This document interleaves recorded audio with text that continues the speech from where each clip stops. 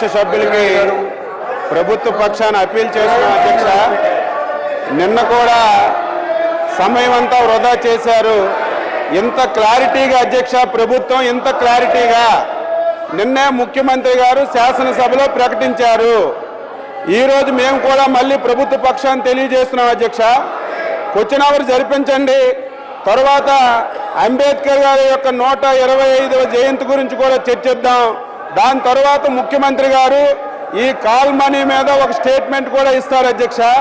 అవసరం అయితే working lunch పెట్టుకొని ఎంత రాత్రి అయినా సరే దాని మీద కూలంకుషంగా చర్చిద్దాము.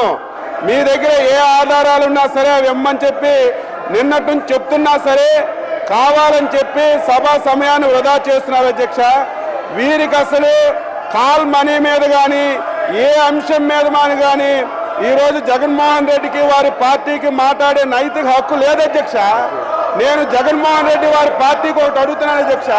మీరైతే ఏ కుంభకోణంలో మీకు సంబంధం లేదో మీరు చెప్పండి.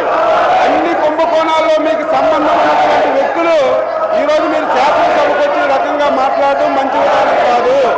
సమయం దయచేసి కూర్చోండి. జగన్మోహన్ రెడ్డి గారు విజ్ఞప్తి చేస్తాను, మీరు కూర్చోండి, విజ్ఞప్తి చేస్తాను నేను. ప్లీజ్ మీరు కూర్చోండి, విజ్ఞప్తి చేస్తాను. Please go back to your seats. దయచేసి కూర్చోండి, నేను మాట్లాడతాను, కూర్చోండి. నేను చెప్తాను, విజ్ఞప్తి చేస్తాను, కూర్చోండి.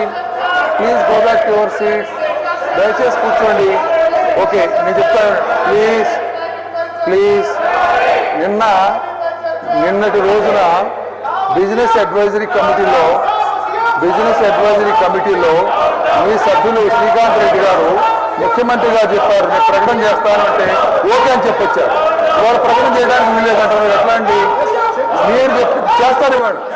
పైగా వాళ్ళు చెప్తున్నది ఏంటంటే వర్కింగ్ లంచ్ పెట్టుకుందాం, ఎంతసేపు చర్చించమంటున్నారు. ఇంకేం కావాలి మీకు? నిజంగా ఇవాళ అంబేద్కర్ గారి జయంతి సందర్భంగా వారి గురించి మాట్లాడటానికి, తర్వాత మీరు కోరుకున్నటువంటి కాల్ మనీ దాంట్లో సెక్స్ హెరాస్మెంట్లు ఉన్నాయంటే మొత్తం మీద మాట్లాడడానికి టైం ఇస్తాం. మీరు ఎంతమంది మాట్లాడుతున్నారు, నాకు అభ్యంతరం లేదు. Please go back. ఇవన్నీ కూడా మీరు అంగీకరించకపోతే సభాసనం వృధా అవుతుంది. Please, you are losing your chance. బిఎస్లో జరిగింది నేను చెప్పాను. నేను చెప్పింది వాస్తవం కాదని మీరు మాట్లాడతారా? I told only the facts. నేను నిజమే చెప్పాను మీకు. నిన్న బిఎస్సిలో సీఎం గారు సభా నాయకుడు